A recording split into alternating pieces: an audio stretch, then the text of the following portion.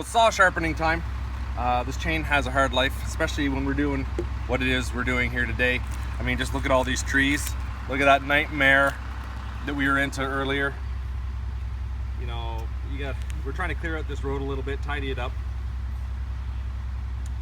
So I've got to plunge this poor saw into the ground a few times, or into the trees that are full of rocks and all kinds of that stuff. So it's really hard on the chain.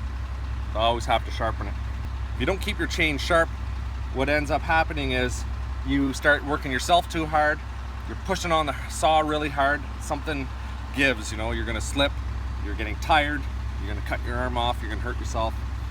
Saw is working too hard, you're just producing dust when you need to be producing nice filings or chiseled pieces of wood coming out of there. And you can tell when a saw is cutting really sharp, the stuff just comes out of there like butter. So this is what I do to sharpen a saw. Nice clean file, good quality file.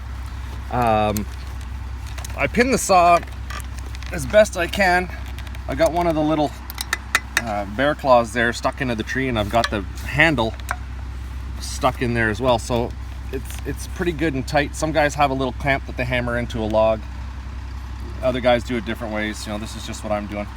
And you know, I don't have my chain brake on, but the chain is thoroughly or firmly attached to this tree. And all I'm doing is, I'll just take that glove off. Every file goes in this direction. So you want to make sure that you're only cutting in this one direction, right? And this chain here in particular has a little handy marking right on the tooth, and it's a directional mark. It shows you the degree angle that you want to be filing at. So it's pretty handy.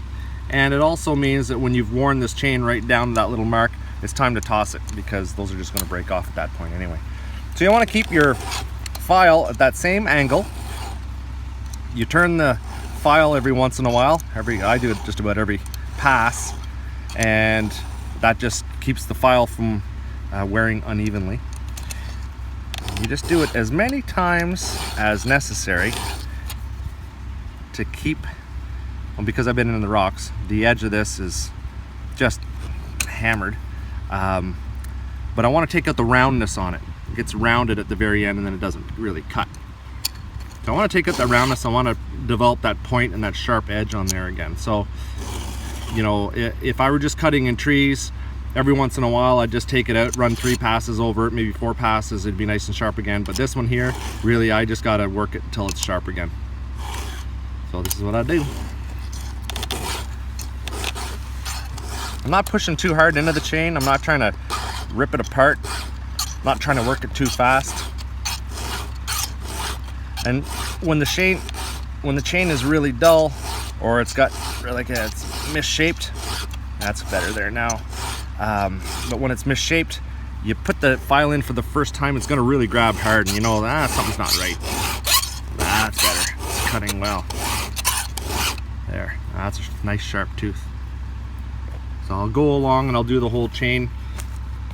And one little tip that's pretty good is that, you know, when you have your chain, sometimes where they link it or they splice it together, there'll be 2 teeth pointing in the same direction. So what I do is, that's where I'll usually start. Let me see if I can find it. That's where I usually start, so there's no confusion. There you go. So these 2 are facing the same way.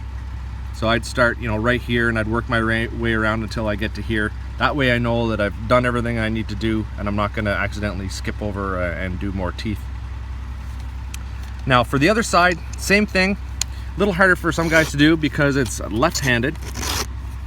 But you know, yeah, that's a tough one there because it's chiseled. It's in bad shape. I hit a big rock. I could see the sparks flying, boys. Wasn't pretty. Now there is a bit of an angle to this way and this way, and there's also an angle this way and this way. I think it's about 10 degrees, but it comes naturally to you after a little bit of a while. But if you don't sharpen both sides equally, when you start to cut, it'll start to make a big curve in through the tree, and you're not doing it equally or evenly on both sides. Your angles are off. You're not doing as good a job. little time consuming. Some guys don't even do this anymore. They just run it into a still shop or steel shop or a husky shop or whatever. And they get the guys to do it with a machine. But you know, when I'm out here ripping through the rocks, clearing my road, I'm just gonna do it myself. Oh, these are bad. These chains I dedicate for road building and nasty stuff. So you want to make sure you're not rocking this in here either. You'll make that edge round, and that's not good. And you're always got a pushing motion. You're never pulling back and cutting at the same time. That's how old Louie here at PowerModz sharpens a chainsaw. Do it often, and it seems to work for me. Thanks for watching as usual, guys. Check out my skidding videos. We're having a lot of fun up here building roads and taking all this forest that's been trashed, making this road. This is all going in for firewood, and some of it, you know, like this big boy here is going to be fireplace mantles. You don't get birch that big around here very often, so that's what we're going to do. And yeah, keep coming back. The bikes are almost ready to rock and roll, and we're going to be playing in the mud soon. Thanks for watching. Okay.